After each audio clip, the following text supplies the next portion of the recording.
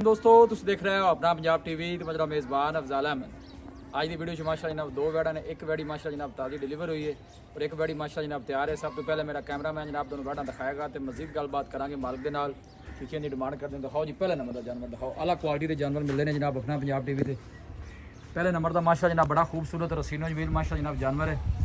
शुरू छड़ के टोर 12 कितना सुनती है पहलन दिन किन्ने को लेंदी है हफ्ते राउंड बोर्ड जनाब दिन लेंदी वड्डी बाडी का माशा जनाब जानवर चला फरा के जनाब दोस्तों को तसली कराने है। बैक साइड तो आर्डर चेक करना है, दिन तकरीबन हफ्ते के राउंड बोर्ड लेंदी और आर्डर भी माशाल्लाह सोहना बनानी भी है। पुठा चेक करना बैठ मजबूत और तगड़ा पुठा माशाल्लाह जनाब जानवर का चला फरा के जनाब तसली कराने।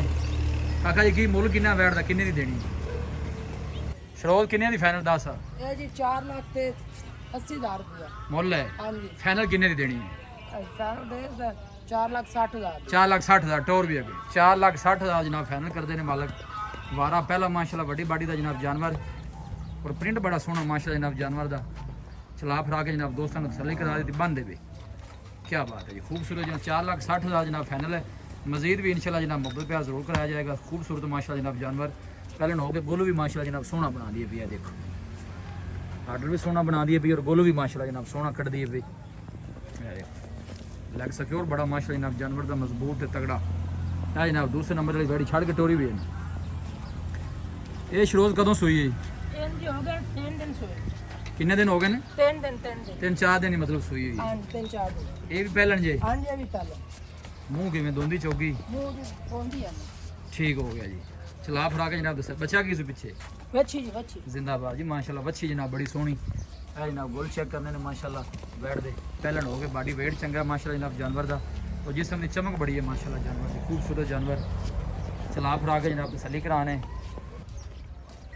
हाँ मैं शुरू देंदा की रेट ही इंदा जी मंगदे पैरल 4,40,000। अच्छा फाइनल बच्ची किन्ने दी देनी है आखिरी गल सुना। पैरल दे सन 4,30,000 4,30,000 दी ते दूध किन्ना को करदी पई क्योंकि गल जहरी गल ताजी सूई है बड़ा ही होना है। तो जी 14 शेयर कर गए 14 लीटर करदी पई है। एक टाइम दा है 6-7 लीटर। हां जी आराम नाल हो जाएगा। लो 6-7 लीटर शरोज का कहना हाजिर मौके ते करदी भी पहलन वैड मूंह चो जनाब दोंदी चौकी है पीछे जनाब है बच्ची जी। लोकेशन जी है जनाब वो तहसील दीपालपुर डिस्ट्रिक्ट कुपवाड़ा जनाब साड़ी लोकेशन है। कोई भी भाई जनाब ये जानवर परचेज करना चाहे जनाब स्क्रीन ने दिते नंबर पर जनाब रब्ता कर सकते हैं। दोनों ही माशाल्लाह जनाब पहलना बहना बड़ी बाडी का जनाब जानवर मिलांगे जनाब एक अच्छी और लाजवाब वीडियो के नाल। अपने मेज़बान अफजाल अहमद दो इजाज़त अल्लाह ने